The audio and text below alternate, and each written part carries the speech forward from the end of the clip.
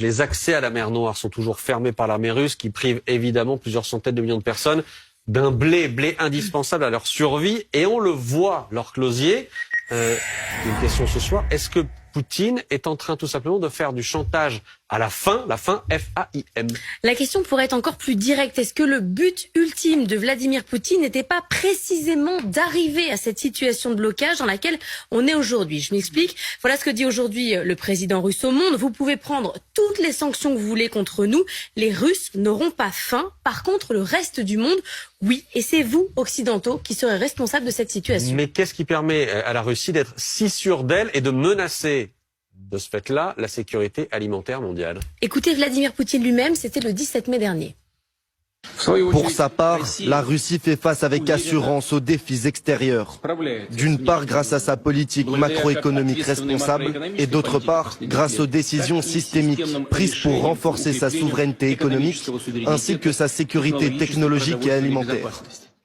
Alors l'autosuffisance agricole, c'est pas une incantation du président russe, c'est le résultat de 10 ans d'amplification de la production de céréales.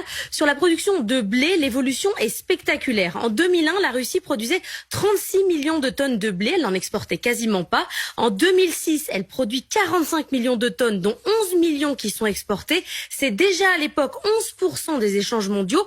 En 2020, la production dépasse les 80 millions de tonnes, elle exporte 21% des flux mondiaux. La Russie est désormais souveraine sur le plan alimentaire et c'est le plus important exportateur de blé au monde.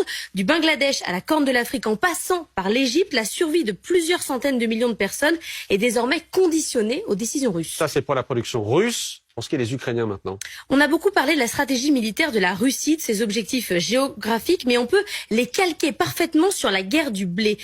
Il faut maîtriser la production ukrainienne, ça c'est l'occupation du Donbass. La région assure à elle toute seule 40% de la production du blé du pays. 2, la maîtrise des flux sortants de blé, ça c'est le blocage complet du port d'Odessa. Odessa, c'est un nœud stratégique pour le commerce mondial de céréales. Il n'y a pas aujourd'hui un bateau qui sort d'Odessa. Le blé russe plus le blé ukrainien, ça veut dire que Vladimir Poutine maîtrise la moitié de la production mondiale de blé et surtout ses flux. Ce sont donc les maîtres du robinet à blé, sachant que des pays comme l'Égypte ou le Liban, c'est 100% de dépendance. Mais on va finir par être contraint de supplier Poutine de libérer ce blé-là? Bah oui, c'est ce que fait depuis des semaines le secrétaire général des Nations Unies. On cherche aussi des moyens logistiques pour sortir le blé d'Ukraine sur rail ou sur route, mais c'est très compliqué par rapport aux quantités qui sont bloquées dans les bateaux à Odessa, qui vont désormais pourrir d'ici, c'était 60 jours il y a 2 jours, on est désormais à 58 jours. De toute façon, la solution, c'est Moscou qui la donne ouvertement. Il faut lever les sanctions. Selon le représentant permanent de la Russie à l'ONU, Vassili Nebenzia, plus de 10 000 sanctions ont frappé la Russie depuis le 24 février. Elles ont entraîné, selon lui, la fermeture des voies de communication, une crise logistique, la fermeture des ports, des problèmes de fret, d'assurance, des restrictions sur les opérations bancaires. Comme le dit très bien Dimitri Medvedev, l'ancien président russe, le blé, c'est une arme silencieuse, mais une arme terrible. Donc c'est bien un chantage. Oui, et plus précis, même, c'est un chantage très clair. Le responsable russe de l'ONU a expliqué que les menaces s'adressent aux pays inamicaux qui ont introduit des sanctions contre la Russie et non à ceux qui sont menacés de pénurie. Il a ajouté, ces derniers, ceux-là, ce sont justement nos amis en ce qui les concerne. On ne suspendra pas nos exportations, avant d'ajouter que les récoltes de blé en Russie cette année, elles sont records. La Russie joue donc avec la faim. Ça fait au moins 10 ans qu'elle prépare ses cartes. Sanctions contre nourriture, voilà où on en sommes, et pas sûr qu'on ait la main forte.